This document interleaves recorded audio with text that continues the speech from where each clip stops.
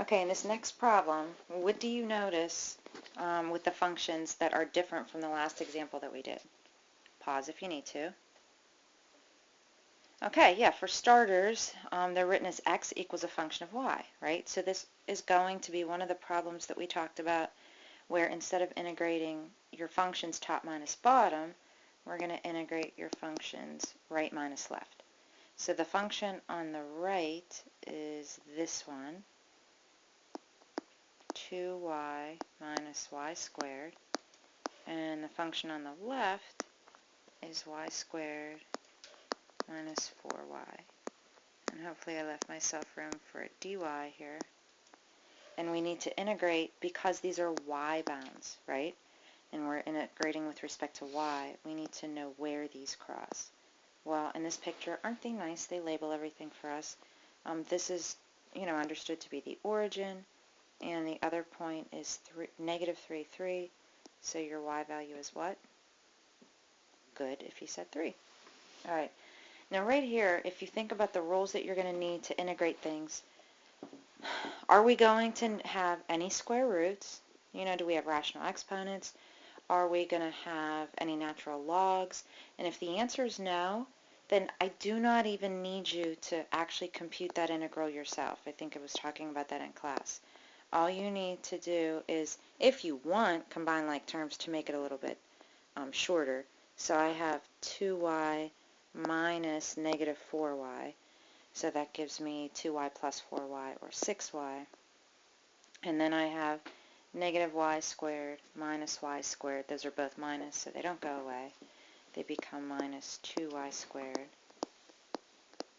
dy. And now all you need to do is integrate that, which you can do on your calculator. So remember how to integrate on your calculator. I'm going to go do it on mine. Remember Math 8 is, that's numerical derivative. Math 9 is function integral, and you're going to integrate this function, and you can just put in x's because the variable is kind of like a dummy variable. So you can put in this function, make sure your put in the function is 6x minus 2x squared, integrate with respect to x, lower bound is 0, upper bound is 3. I'll do it, you do it, we'll come back and see if we got the same answer. Okay, I actually decided I would just put this on its own slide. So here's the calculator, here's what you should have typed in. I don't have math print on this calculator. I didn't update the operating system. So if you don't know how to plug it into your calculator, if your calculator looks like a different syntax, then ask me tomorrow when you come into class. But you should have just gotten 9. Okay, for a problem like this one, the first thing that you want to do is draw the actual functions. Keep in mind the bounds. So I know I'm going from x equals negative pi fourths to pi fourths. So maybe I'll put those on here first. And even if you're not familiar with the graph, this would probably be one that would be on a non-calculator part of the AP exam. This is going to be negative pi halves and pi halves. The only reason why I'm putting that on there is just because it might make it a little easier for me to graph the functions. Alright, if I want to look at cosine x, let me make cosine x be one color. You should have memorized that we're starting up here, and then you come down to pi halves, and then you would go, down at negative pi and so on. It's symmetric with, oops, that one's wrong. It's symmetric with respect to the x-axis. Oh, why did I just do that? Okay, so I'm looking at this, and I'm really only paying attention to it between negative pi fourths and pi fourths. Now for secant squared, remember secant is the reciprocal of cosine. Squared is just going to make it be a little steeper. But because this graph that I gave myself is so high up, I'm not going to make it super precise. But secant is going to look kind of like that. And this probably should go higher over here and higher over here. But at least this is illustrating what we're supposed to do. Okay, and what we're supposed to do is get the graph between the secant squared curve and the cosine curve. So it's just sort of this little bow tie here in the middle. Alright, so we're going to integrate for our area, top minus bottom. Pause this if you want to try to set it up yourself first.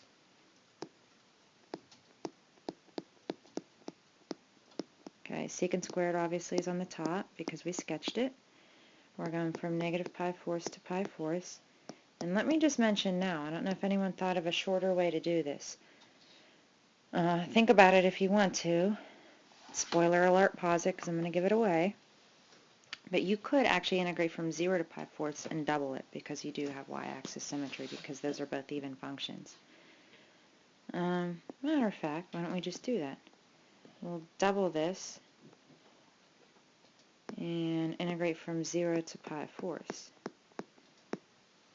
of secant squared x minus cosine x. Alright, so what's the integral of secant squared? Be looking at your formula sheet if you haven't memorized it already. So what had a derivative of secant squared? Tangent did. And how about cosine x? What had a derivative of cosine x? Sine x did. And there was a minus sign there, so that's why there still is. We're going to go from 0 to pi fourths. Again, without a calculator, for pi fourths, you're thinking of this reference triangle. So 2 times tangent is going to be 1. Sine is going to be 1 over the square root of 2. And tangent of 0, I'm thinking this. Okay, tangent of 0 is 0. Sine of 0 is 0. So this part's not really here. So our final answer, let me change colors since I'm kind of squeezed in here. This is going to be what? Equals 2 minus 2 over the square root of 2. And if you think about rationalizing 2 over the square root of 2, normally I wouldn't rationalize the denominator, but this one works out so much nicer if you do. You get 2 times the square root of 2 over 2. That cancels. So this is just the square root of 2. Okay, here's your next graph. And one thing I should have mentioned back on that last page was because we were going to get square roots in there, that was irrational, so we didn't want to let the calculator get that answer. This one we might be able to. So let's see. We have to graph this. How could you graph it?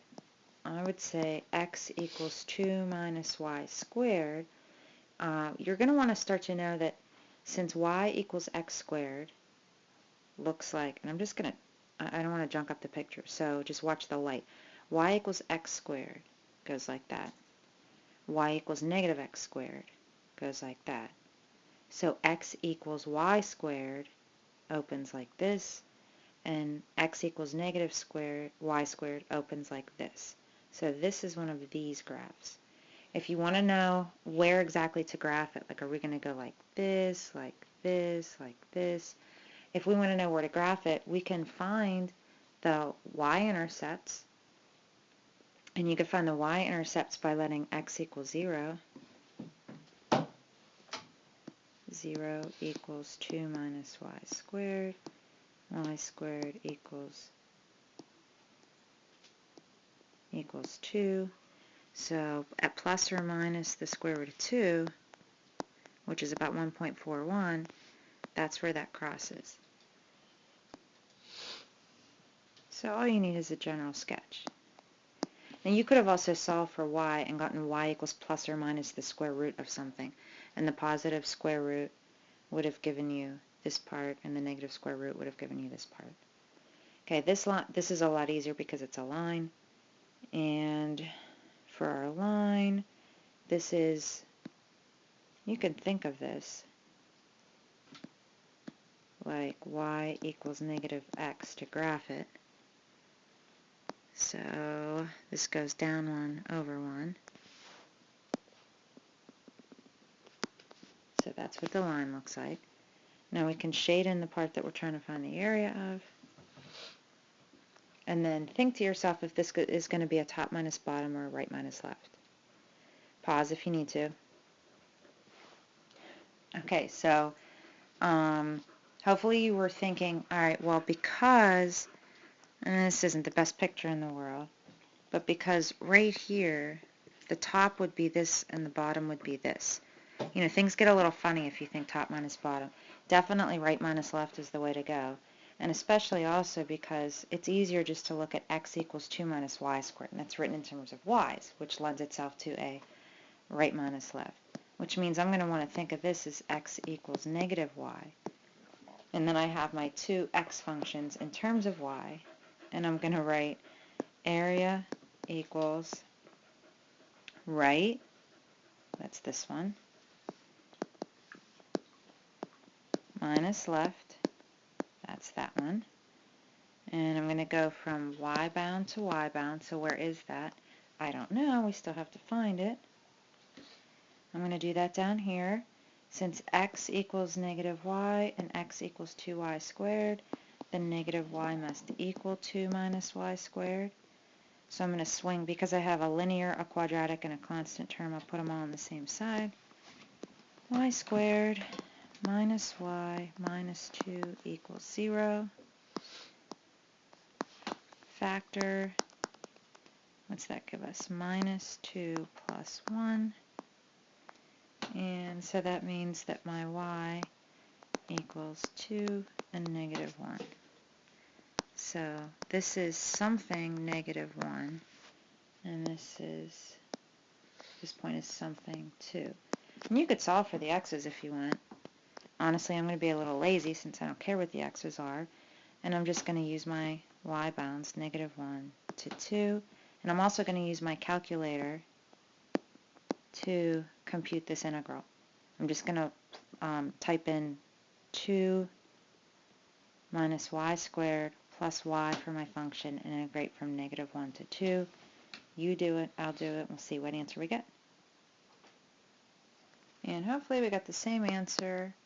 I got 9 halves. Okay, now my video is getting to be over 12 minutes. So this one is going to be a discussion. Let's just look at this really quickly. Two cars, A and B, start side by side and accelerate from rest. The graph here is showing the graphs of their velocity functions. So this is important. This is the graphs of the velocity. Which car is ahead after 1 minute? What is the meaning of the area of the shaded region? Which car is ahead after 2 minutes?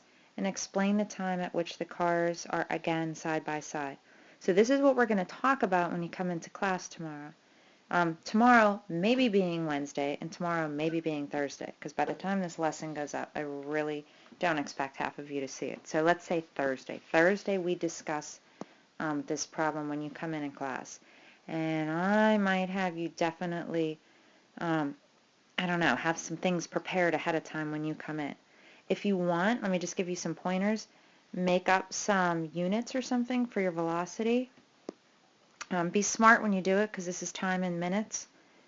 And, you know, actually think about what's occurring after 1 minute and after 2 minutes.